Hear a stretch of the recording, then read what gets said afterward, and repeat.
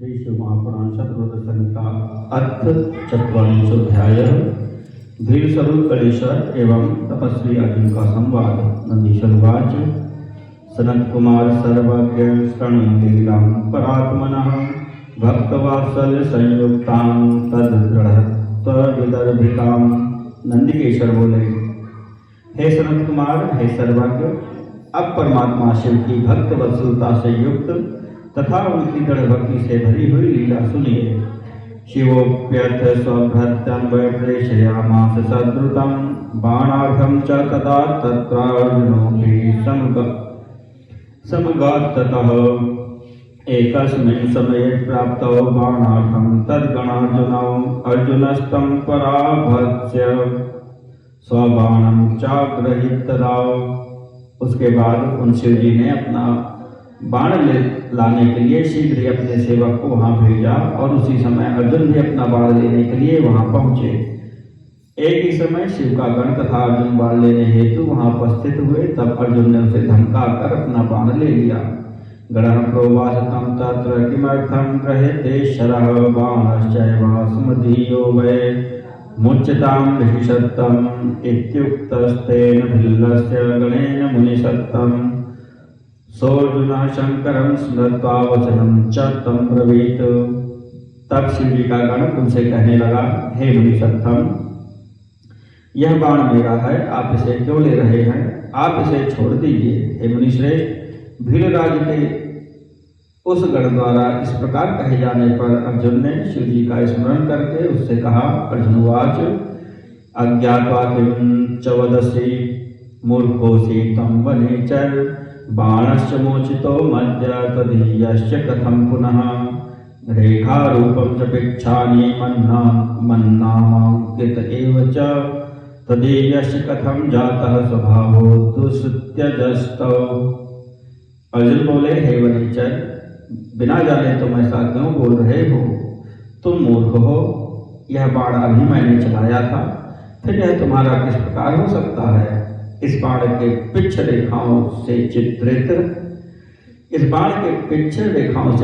हैं तथा इसमें मेरा नाम अंकित है। यह तुम्हारा कैसे हो गया? निश्चय ही तुम्हारा यह स्वभाव कठिनाई से छूटने वाला है। नंदीश्वरवाच इत्येवं तद्वचः श्रुत्वा विहस्य स गणेश्वरः अर्जुनं ऋषिरूपं तं भिन्नो वाक्यमुपाददे। तापस श्रूयतां रेत्वं न तपः क्रियते त्वया वेशतश्च तपस्वितं न यथार्थं छलायते। नंदीश्वर बोले, उनकी यह बात सुनकर गणेश्वर उस भील ने महर्षि रूपधारी उन अर्जुन से यह वचन कहा, अरे तपस्वी, सुनो, तुम तप नहीं कर रहे हो, तुम केवल वेश से तपस्वी हो। यथार्थ रूप में तपोनिरत व्यक्ति छल नहीं करते। तपस्वी च कथं मिथ्या भाषणं कुरुते नरः नैकाकिनं च मां त्वं च जानीहि वाहिनीपतिम्। तपस्वी व्यक्ति असत्य भाषण कैसे कर सकता है? तुम मुझ सेनापति को यहाँ अकेला मत समझो। बहुभिर्वन्न भिल्लैश्च युक्तः स्वामी स आसते समर्थः सर्वथा कर्तुं विग्रहानुग्रहौ पुनः वर्तते तस्य बाणोऽयं योनितश्च त्वयाधुना अयं बाणश्च ते पार्श्वे न स्थास्यति कदाचन। मेरे स्वामी भी वन के बहुत से भीलों के साथ यहाँ विद्यमान हैं। वे विग्रह तथा अनुग्रह करने में सब प्रकार से समर्थ भी हैं। इस समय जिस बाण को तुमने लिया है वह उनका ही है। तुम इस बात को अच्छी तरह जान लो कि यह बाण तुम्हारे पास कभी नहीं रहेगा। तपः फलं कथं त्वं च धातुमिच्छसि तापस चौर्याच्छलादर्द्यमानाद् विस्मयात् सत्यभञ्जनात्। तपसा क्षीयते सत्यमेतदेव मया श्रुतं तस्माच्च तपसस्तेभ्य भविष्यति फलं कुतः।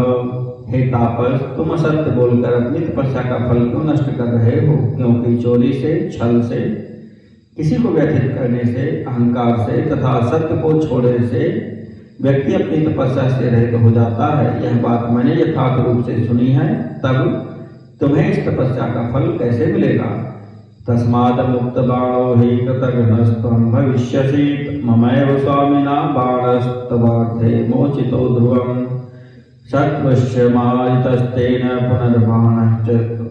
बाणश्च रक्षितः अत्यन्तं च कृतघ्नोऽसि तपो शुभकरस्तथा। इसलिए यदि तुम बाण का त्याग नहीं करोगे तो कृतघ्न हो जाओगे, क्योंकि मेरे स्वामी ने निश्चित रूप से तुम्हारी ही रक्षा के लिए यह बाण शूकर पर चलाया था। उन्होंने तुम्हारे ही शत्रु को मारा है और तुमने उनके बाण को रख लिया, अतः तुम अति कृतघ्न हो। तुम्हारी यह तपस्या अशुभ करने वाली है। सत्यं न भाषसे त्वं च किमतः सिद्धिमिच्छसे प्रयोजनं चेद बाणेन स्वामी च याच्यतां मम। जब तुम तपस्या में निरत हो, सत्य भाषण नहीं कर रहे हो, तब तुम इस तप से सिद्धि की अपेक्षा कैसे रखते हो? यदि तुम्हें बाण की आवश्यकता हो तो मेरे स्वामी से मांग लो। ईदृशांश बहून् बाणास्तदा दातुं क्षमः स्वयं राजा च वर्तते मेद्य किं त्वमेवं याचते त्वया उपकारं परित्यज्य ह्यपकारं समीहसे नैतदुक्तं त्वयाद्यैव क्रियते त्यज चापलम्। वे ऐसे बहुत से बाण देने में समर्थ हैं, वे हमारे राजा हैं, फिर तुम उनसे क्यों नहीं मांग लेते हो? तुम्हें जो उनका उपकार मानना चाहिए उल्टे अपकार कर रहे हो। इस समय तुम्हारा ऐसा व्यवहार उचित प्रतीत नहीं होता। तुम इस चपलता का त्याग करो। नंदीश्वर उवाच इत्येवं वचनं तस्य श्रुत्वा पार्थोऽर्जुनस्तदा क्रोधं कृत्वा शिवं स्मृत्वा मृतं वाक्यमथाब्रवीत्। नंदीश्वर बोले, तब उसकी यह बात सुनकर प्रथापुत्र अर्जुन क्रोध करके पुनः शिव जी का स्मरण करते हुए मर्यादित वाक्य कहने लगे। अर्जुन उवाच शृणु भिल्ल प्रवक्ष्यामि न सत्यं तव भाषणं यथा जातिस्तथा त्वां च जानामि हि वनेचर। अर्जुन बोले, हे भील, मैं जो कहता हूँ तुम उसे सुनो। हे वनेचर, जैसी तुम्हारी जाति है और जैसे तुम हो मैं उसे अच्छी तरह जानता हूँ। अहम राजा भवान चौरः कथम युद्ध प्रयुक्तता युद्धं मे सबलैः कार्यं नाधमैर्हि कदाचन। तस्मात् ते च तथा स्वामी भविष्यति भवादृशः दातारश्च वयं प्रोक्ताश्चौरा यूयं वनेचराः कथं याचो मया भिल्ल राज एवं च साम्प्रतं त्वमेव याचसे नैव बाणं मां किं वनेचर। मैं राजा हूँ और तुम चोर हो, दोनों का युद्ध किस प्रकार उचित होगा? मैं बलवानों से युद्ध करता हूँ, अधमों से कभी नहीं। इसलिए तुम्हारा स्वामी भी तुम्हारे समान ही होगा। देने वाले तो हम कहे गए हैं, तुम वनेचर तो चोर हो। मैं भीलराज से किस प्रकार अयुक्त याचना कर सकता हूँ? हे वनेचर, तुम ही मुझसे बाण क्यों नहीं मांग लेते हो? ददामि ते तथा बाणान् सन्ति मे बहवो ध्रुवं राजा च ग्रहणं चैव न दास्यति तथा भवेत्। मैं वैसे बहुत से बाण तुम्हें दे सकता हूँ, मेरे पास बहुत से बाण हैं। राजा होकर किससे याचना करे अथवा मांगने पर न दे तो ऐसा तो कैसा राजा? किं पुनश्च तथा बाणान् प्रयच्छामि वनेचर यदि मे या चिकीर्षा स्यात् कथं न गम्यते धुना। हे वनेचर, मैं क्या कहूँ? मैं बहुत से ऐसे बाण दे सकता हूँ। यदि तुम्हारे स्वामी को मेरे बाणों की अपेक्षा है तो वह आकर मुझसे क्यों नहीं मांगता? यथा गच्छेत्तु ते भर्ता किमर्थं भाषते धुना आगत्य च मया सार्धं जित्वा युद्धे च मां पुनः नीत्वा बाणमिमं भिल्ल स्वामी ते वाहिनीपतिः निजालयं सुखं यातु विलम्बः क्रियते कथम्। तुम्हारा स्वामी यहाँ आए, वहाँ से क्यों बकवास कर रहा है? यहाँ आकर मेरे साथ युद्ध करे और मुझे युद्ध में पराजित करके तुम्हारा सेनापति भीलराज इस बाण को लेकर सुख से अपने घर चला जाए, वह देर क्यों कर रहा है? नंदीश्वर उवाच महेश्वर कृपा प्राप्त सद्फलश्चार्जुनस्य हि इत्येतद्वचनं श्रुत्वा भिल्लो वाक्यमथा ब्रवीत।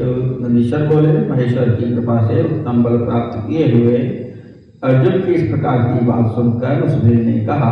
भिल्लुवाच अज्ञोषि त्वं विषेणासि मरणं त्विहसे कथं देहि बाणं सुखं तिष्ठ त्वन्यथा क्लेश भाग भवेह। भील बोला, तुम ऋषि नहीं हो, मूर्ख हो, तुम अपनी मृत्यु क्यों चाह रहे हो? बाण को दे दो और सुखपूर्वक रहो, अन्यथा कष्ट प्राप्त करोगे। नदीश्वरवाच इत्युक्तस्तेन भिल्लेन शिवशक्तिशोभिना गणेन पांडवस्तं च प्रास्मृत्वा शंकरम। नंदीश्वर बोले, शिव जी की श्रेष्ठ शक्ति से शोभित होने वाले भील की बात सुनकर पांडुपुत्र अर्जुन ने शिव जी का स्मरण करते हुए उस भील से कहा। अर्जुन वाच मदवाक्यम तत्त्वतो भिल्ल शृणुत्वं च वनेचर आगमिष्यति ते स्वामी दर्शयिष्ये फलम तदा। अर्जुन बोले, हे वनेचर, हे भील, मेरी बात को भली भांति सुनो। जब तुम्हारा स्वामी यहाँ आएगा तब मैं उसको इसका फल दिखाऊंगा। न शोभते त्वया युद्धं करिष्ये स्वामिना तव उपहासकरं गेयं युद्धं सिंहशृगालयोः। तुम्हारे साथ युद्ध करना मुझे शोभा नहीं देता, अतः तुम्हारे स्वामी के साथ युद्ध करूंगा, क्योंकि सिंह और गीदड़ का युद्ध उपहासास्पद होता है। श्रुतं च तद्वचस्तेद्य द्रक्ष्यसि त्वं महाबलं गच्छस्व स्वामिनं भिल्ल यथेच्छसि तथा कुरु। हे भील, तुमने मेरी बात सुन ली, अब आगे मेरा महाबल भी देखोगे। अब तुम अपने स्वामी के पास जाओ और जैसा तुम्हारी इच्छा हो वैसा करो। नंदीश्वर वाच इत्युक्तस्तु गतस्तत्र भिल्ल पार्थेन वै मुने शिवावतारो यत्रास्ते किरातो वाहिनीपतिः। अथार्जुनस्य वचनं भिल्लनाथाय विस्तरात् सर्वं निवेदयामास तस्मै भिल्लपरात्मने। नंदीश्वर बोले, अर्जुन के द्वारा इस प्रकार कहे जाने पर वह भील वहां गया जहां शिवावतार भीलराज स्थित थे। तदुपरांत उसने अर्जुन का सारा वचन भील स्वरूपी परमात्मा से विस्तार पूर्वक निवेदन किया। स किरातेश्वरः श्रुत्वा तद्वचो हर्षमागतः आजगाम स्वसैन्येन शंकरो भिल्लरूपधृक्। किरातेश्वर शिव उसका वचन सुनकर अत्यंत हर्षित हुए। फिर भील रूपधारी सदाशिव अपनी सेना के साथ जहाँ अर्जुन थे वहां आए। अर्जुनस्य तदा सेना किरातस्य च पांडवः दृष्ट्वा गृहीत्वा सशरं धनुः सम्मुख आययो। उस समय पांडुपुत्र अर्जुन भी किरात सेना को देखकर धनुष बाण लेकर सामने आ गए। अथो किरातश्च पुनः प्रेषयामास तं चरं तन्मुखेन जगौ वाक्यं भारताय महात्मने। इसके बाद किरातेश्वर ने पुनः भरतवंशी महात्मा अर्जुन के पास दूत भेजा और उसके मुख से अपना संदेश उन्हें कहलवाया। किरातवाच पश सैन्यं तपस्विंसत्वं मुंच बाणं प्रजाधुना मरणं स्वल्पकार्यार्थं कथमिच्छसि सांप्रतम्। किरात बोला, हे दूत, तुम जाकर अर्जुन से कहो कि तपस्विन, तुम मेरी इस विशाल सेना को देखो, मेरा बाण मुझे लौटा दो और अब चले जाओ। स्वल्प कार्य के लिए इस समय क्यों मरना चाहते हो? भ्रातरस्तौ दुखाताः कलत्रं च ततः परं पृथ्वी हस्ततस्तेद्य यास्यतीति मतिर्मम। तुम्हारे भाई दुखी होंगे, इससे भी अधिक तुम्हारी स्त्री दुखी होगी। मुझे तो ऐसा प्रतीत होता है कि तुम्हारे हाथ में से आज पृथ्वी भी चली जाएगी। नंदीश्वरवाच इत्युक्तं परमेशेन पार्थदार्ढ्य परीक्षया सर्वथार्जुन रक्षार्थं धृतरूपेण शंभुना। इत्युक्तस्तु तथागत्य स गणः शंकरस्य तत् विस्तरादवृत्तं खिलमर्जुनाय निवेदयत्। नंदीश्वर बोले, अर्जुन की रक्षा के लिए और उनकी दृढ़ता की परीक्षा के लिए किरात रूपधारी परमेश्वर शिव ने इस प्रकार कहा। उसके ऐसा कहने पर शंकर के उस दूत ने अर्जुन के पास जाकर सारा वृत्तांत विस्तार पूर्वक निवेदन किया। तच्छ्रुत्वा तो पुनः प्रार्थस्तं दूतमागतं वाहिनीपतये वाचं विपरीतं भविष्यति यद्यहं चैव ते बाणं यच्छामि च मधीयकं कुलश्च दूषणं चाहं भविष्यामि न संशयः भ्रातरश्चैव दुःखार्ताः भवन्तु च तथा ध्रुवं विद्यास निष्फलाय मे स्युस्तस्मादागच्छ वै ध्रुवं सिंहश्चैव शृगालाद्वा भीतो नैव मया श्रुतः तथा वने च राजा न विभेति कदाचन। उसकी बात सुनकर अर्जुन ने पुनः आए हुए उस दूत से कहा, हे दूत, तुम अपने स्वामी से जाकर कहो इसका परिणाम विपरीत होगा। यदि मैं तुम्हें अपना बाण दे दूंगा तो मैं कुल कलंकी हो जाऊंगा, इसमें संदेह नहीं है। भले ही हमारे भाई दुखी हो, भले ही हमारी विद्या नष्ट हो जाए, किंतु वीरराज मुझसे युद्ध करने के लिए अवश्य यहाँ आए, सिंह की दर से डर जाए। यह बात मैंने कभी नहीं सुनी। इसी प्रकार किसी वनेचर से राजा डरे, ऐसा नहीं हो सकता। नदीशरुवाच इत्युक्तस्तं पुनर्गत्वा स्वामिनं पाण्डवेन सह सर्वं निवेदयामास तदुक्तं हि विषेकतः।